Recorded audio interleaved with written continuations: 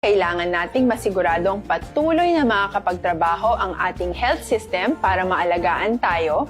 Ang mga medical frontliners ang unang makakatanggap ng bakuna. Susunod dito ay yung mga eligible na senior citizens dahil sila ay nasa greatest risk ng severe infection o kamatayan. Alam natin ito dahil sa ating lokal na datos na mas mapanganib ang COVID-19 sa mga matatanda.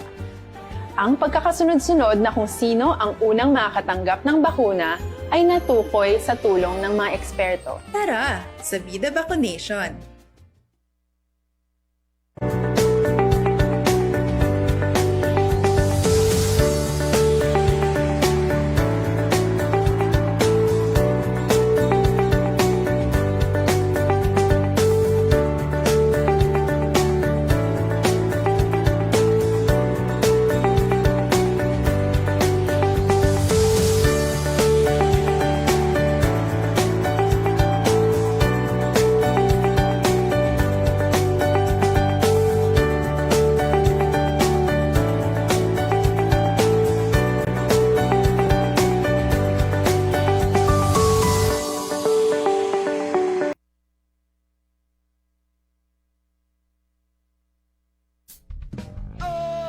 Vaccine ay nandito na, panlaban kay corona virus na di mo nakikita.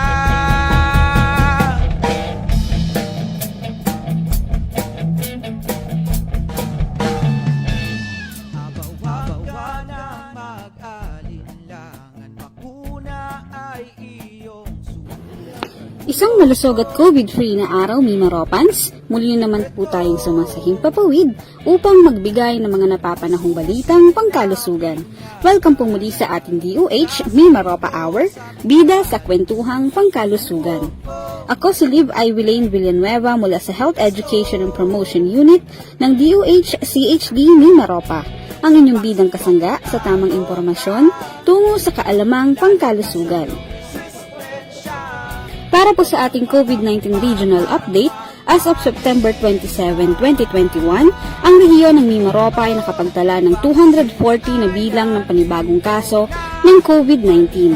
Sa kabuuan, mayroon ng 2,667 na bilang ng aktibong kaso sa buong rehiyon. Samantala, ang kabuuang bilang ng lokal at imported na kaso ng COVID-19 na naitala sa ating rehiyon ay 24,112. At ang kabuang bilang ng ating recovered cases ay 20,476.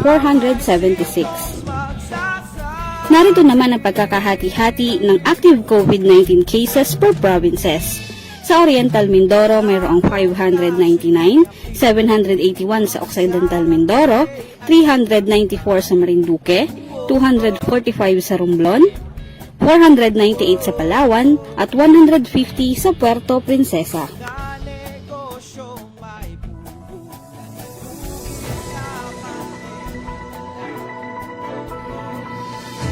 Narinig niyo na ba ang mga pagbabagong gagawin ng IATF sa pagpapatupad ng polisiya sa COVID-19 sa bansa? Sinimulang ipatupad ng IATF ang Alert Level System sa NCR kung saan ito ay nakasailalim sa Alert Level 4 habang nananatili ang quarantine classification sa ibang panig ng bansa habang pinag-aaralan kung paano ipatutupad sa ibang lugar. Ang alert level system ay nakabatay sa estado ng paggamit ng healthcare system sa isang lugar, ang pagtataas ng community quarantine classification, habang ang alert level system naman ay kinukonsidera rin ang pagdami ng kaso sa isang lugar.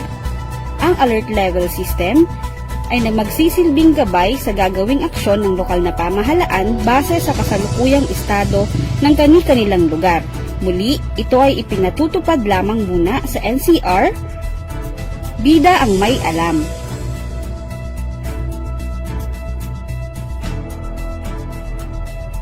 Sa patuloy na pagtaas ng mga kaso ng COVID-19, patuloy ang pagpapaalaala ng inyong kagawaran na magdoble ingat upang maiwasan na maiuwi sa ating mga tahanan ang nakahahawang COVID-19. Upang maiwasan ito ay mangyari, narito ang mga dapat gawin. Una, plan before COVID-19 hits your home.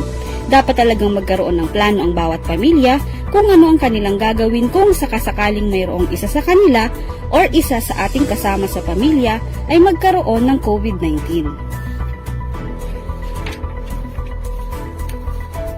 Ang pagpaplano ay nagsisimula sa pag-iingat.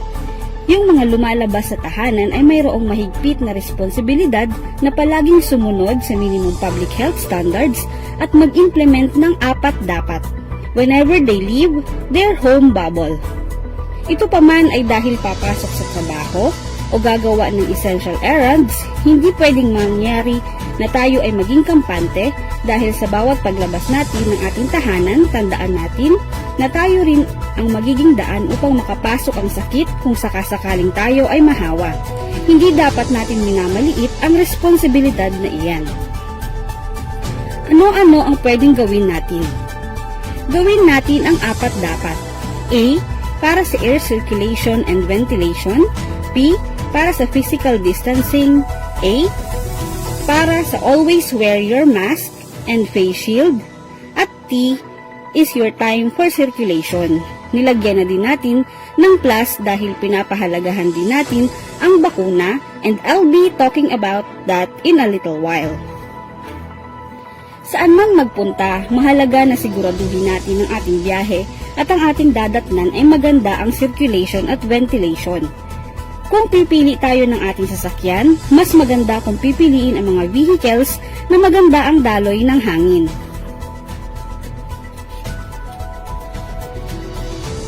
Kung tayo ay sumasakay sa shuttle o kaya hindi naman sa loob ng opisina o kulob na lugar, mahalaga na mayroong tuwang ang bintana upang masigurado ang sapat na airflow at wastong ventilasyon.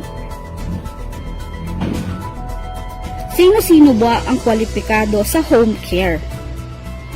Mga asymptomatic, nag-test na positive ngunit walang nararamdaman at walang simptomas. Mga may mild disease o moderate disease basta wala silang tinatawag na risk factors. Paano natin sasabihin na mild o moderate disease? Mabilis kilalanin ang mild diseases dahil kahit na meron silang mga simptomas, sila naman ay hindi nakararanas ng hirap sa paghinga. Ano-ano ang mga sinasabing risk factor? Mga kaanak nating may edad na, mga miyembro ng pamilya na obese, malalaki ang katawan, sila ang may high risk na magkaroon ng severe disease. Mga individual na mayroong chronic diseases, sakit sa puso, sakit sa baga, sakit sa bato, diabetes, immunosuppression, may kahinaan ang immune system. Ang mga pasyenteng ito, kung maaari sana ay nasa facility, kahit mild o moderate disease pa lamang ang kanilang simptomas.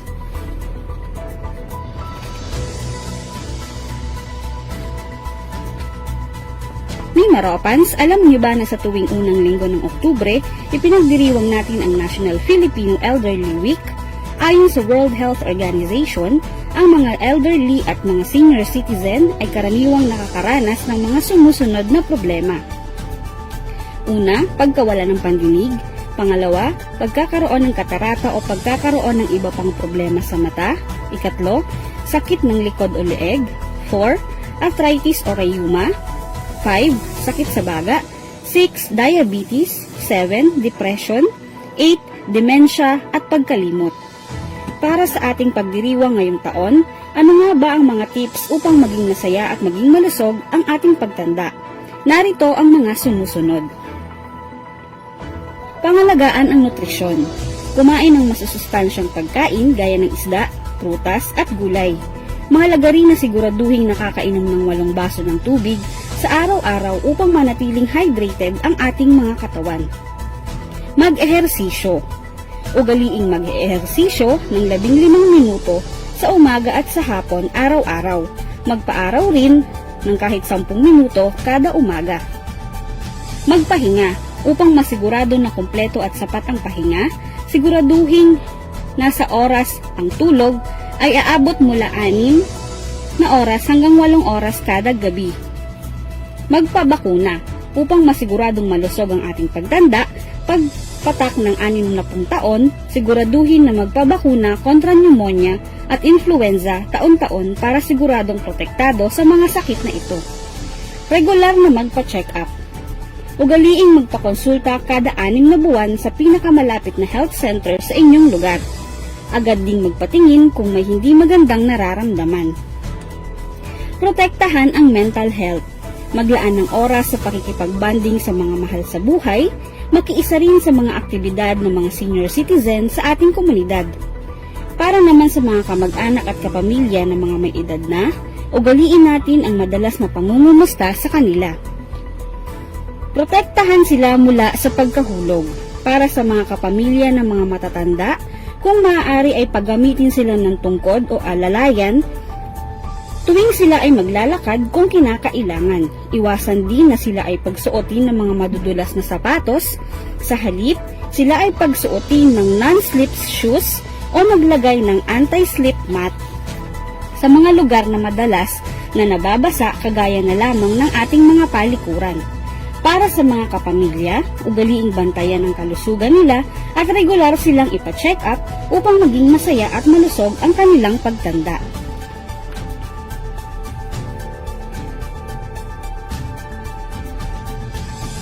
Kailangan mo bang magpa-check up ngunit ikaw ay nangangamba dahil sa mga kaso ng COVID-19 sa ospital? Kung hindi emergency ang pakay sa ospital, kumonsulta online. Makipag-ugnayan sa inyong doktor o sa ospital kung mayroon silang telemedicine services at para mabawasan ang maaring naging exposure sa COVID-19. Maaari din magtungo sa website ng Department of Health sa www.doh.gov.ph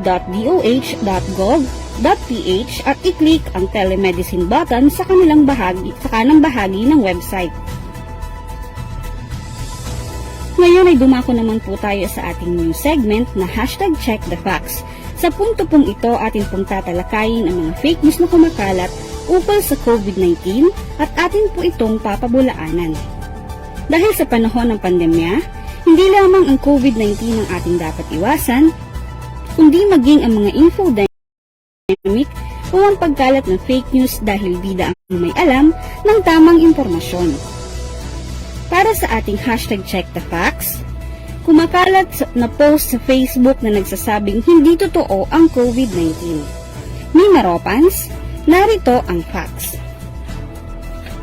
Ang COVID-19 ay diniklara ng World Health Organization bilang isang global pandemic. Ito ay nakahahawa at nagdudulot ng malubhang sakit na naging sanhi ng pagkamatay ng higit sa 4 na milyong tao sa buong mundo. Ang PCR test ay ginagamit upang ma-detect ang genetic material ng COVID-19 virus. Hindi inirerekomenda ng WHO ang viral culture na routine diagnostic test. Ang COVID-19 ay na-isolate gamit ang viral culture sa ibang bansa kagaya ng Amerika. Ito ay ginagamit sa mga research o pag-aaral para mas maintindihan ang COVID-19 at kung paano ito masusugpo. Ang mga bakuna kontra COVID-19 na may emergency use authorization ay ligtas at epektibo. Ito ay dumaan sa masusing pag-aaral ng mga eksperto sa ibang bansa. Hanggang ngayon, walang naitala na namatay na direktang sanhi ng bakuna kontra COVID-19. #ResBakuna, kasangga ng mga bida, sama-sama tayo sa Bida Vaccination. Ngayon na pag-uusapan na lang din po natin ang bakuna kontra COVID-19, tayo naman ay dumako sa ating pinakabagong segment na kung saan ang inyong alinlangan ay aming tutugunan at bibigyang kasagutan.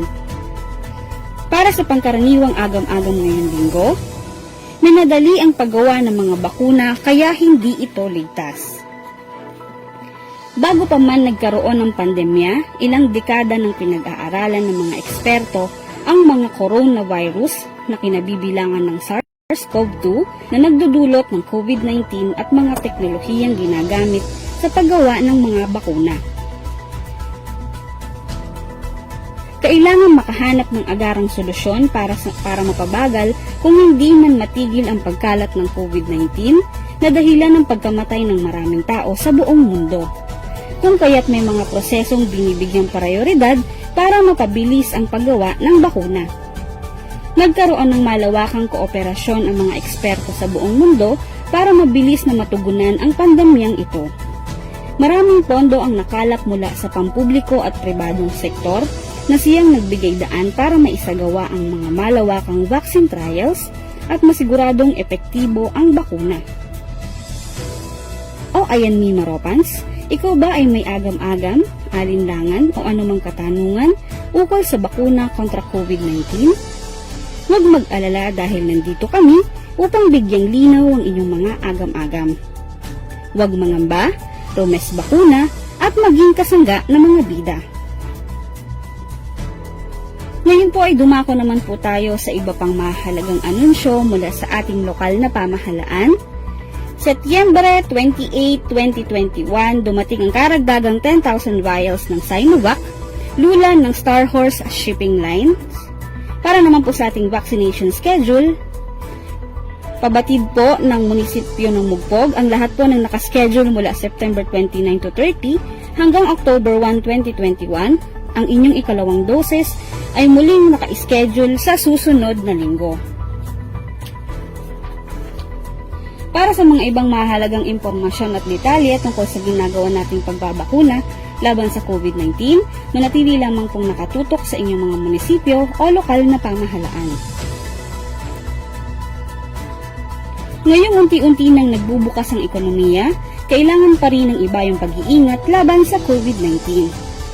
Ayon sa mga eksperto, kailangang iwasan ang 3 C na ito upang mapigilan ang outbreak ng mga kaso ng COVID-19. Closed spaces o mga lugar na sarado at walang maayos na daloy ng hangin, crowded places o lugar na maraming tao sa paligid, at close contact settings kung saan kailangan ng malapitang interaksyon sa ibang tao. Mas mataas ang panganib na magkaroon ng hawahan ng COVID-19 kung ang 3 ito ay present sa inyong gawain. Piliin maging ligtas sa COVID-19 sa lahat ng bagay na gagawin. Umiwas sa 3 Cs, closed spaces, crowded places, at close contact settings. Kung ikaw naman ay nakararanas ng mga simptomas ng COVID-19 tulad ng sipon, ubo, lagnat, at iba pa, huwag hayaang lumala at kumalat pa ang 3 sakit. Agad na mag-isolate at makipag-ugnayan sa inyong doktor o kaya ay tumawag sa inyong barangay health emergency response teams para sa tamang atensyong medikal. Alamin ang hotlines ng inyong LGU na maaari ninyong tawagan kung sakaling kayo ay nangangailangan ng tulong medikal. Sa unang simptomas ng COVID-19, mag-isolate at agad na makipag-ugnayan sa inyong mga BHERT.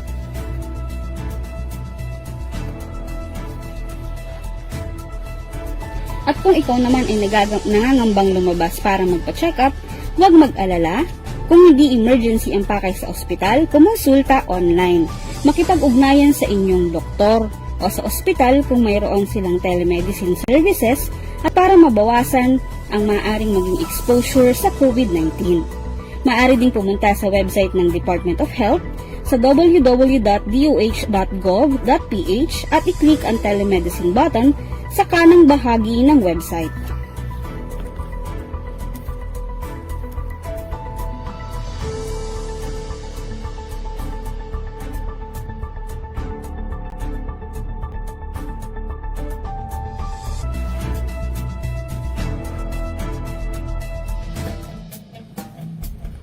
Sa pagtuloy na pagtaas ng COVID-19, may magagawa ka. Nitong nagdaang mga linggo, ang inyo pong DOH Center for Health Development Mimaropa ay patuloy ang pagpapaalaala sa lahat na ang bawat isa ay may gampanin laban sa pandemyang ito.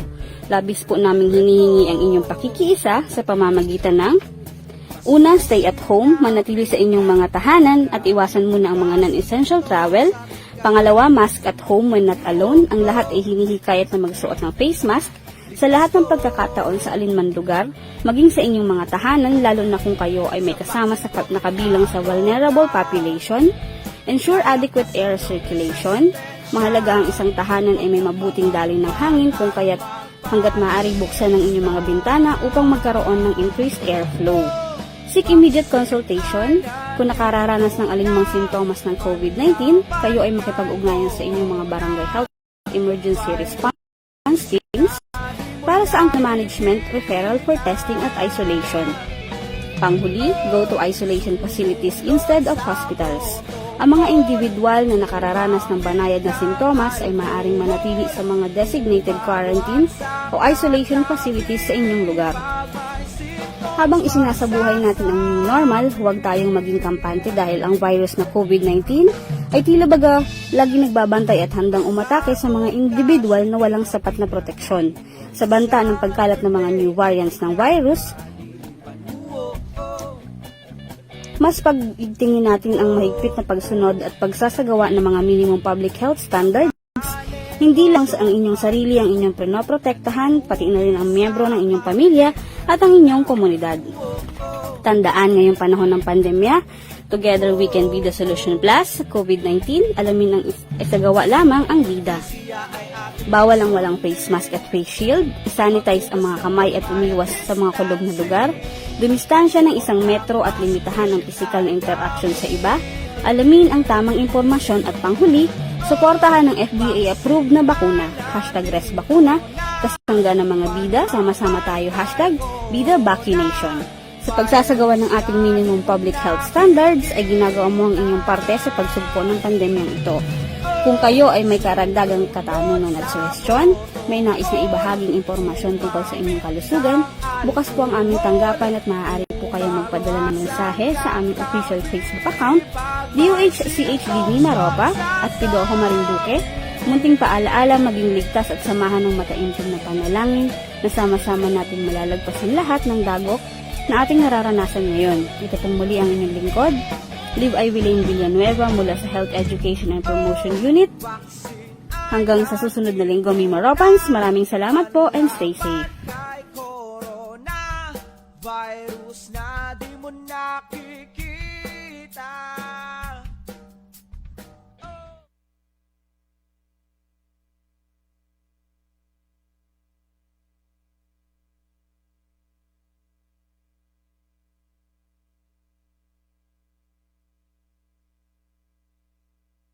Mula ng pagkalat ng sakit na COVID-19 sa iba't ibang parte ng mundo, ay nagsimula ring maghanap ang mga eksperto ng bakuna laban dito. Sa ngayon, nagtulungan ng pamahalaan at mga kumpanya mula sa iba't ibang bansa at ginawang prioridad ang paggawa ng bakuna. Matapos masiguro ng Philippine Food and Drug Administration o FDA na ligtas ang bakuna, mabibigyan nito ng Emergency Use Authorization para maggamit ng gobyerno.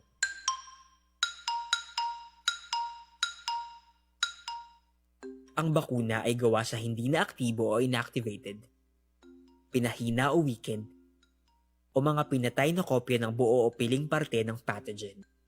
Mahalagang maunawaan na ang mga katangian nito ay iba sa orihinal na virus at hindi ito nagdudulot ng sakit.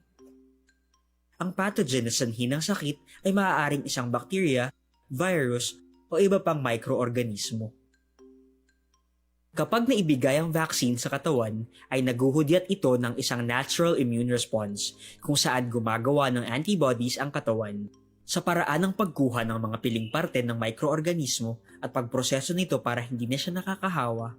Ginagaya ng isang bakuna ang mga pathogen na nakadudulot ng sakit upang ma-stimulate ang natural immune response ng katawan. Ginagaya ng bakuna ang proseso ng pagkakaroon ng sakit at pagbuo ng antibodies na hindi kasama ang mga masasamang sintomas at epekto. Ang layunin ng mga antibodies ay protektahan ng katawan natin at labanan ang mga virus o bakterya. Kapag nakagawa na ng antibodies ang katawan natin, kinukode ng ating memory cells ang microorganismo upang madali itong maalala at mamukaan ng katawan. Ngayon na alam na ng mga memory cell ang itsura ng virus, kaya nang gumawa agad-agad ng katawan natin ng antibodies kapag nahawahan tayo ng totoo, buhay at buo na virus. Importanteng maalala natin na malaking tulong man laban sa COVID-19 ng pagkakaroon ng vaccine, hindi ito gamot o luna sa sakit na ito. Kahit may bakuna na, kailangan pa rin nating sundin ng mga minimum public health standards para mas mabawasan ang pagkakataong mahawahan tayo ng COVID-19. Sanitize lagi ang kamay. Magsuot ng face mask at face shield. Dumistansya ng 1 metro at panatilihing malusog ang sarili at matibay ang resistensya upang maiwasan ang pagkakasakit. Laging tatandaan, prevention is still better than cure, kaya naman patuloy lamang ang pagsasagawa ng preventive measures. Together, we can beat COVID-19. Together, kaya natin to be the solusyon sa COVID-19.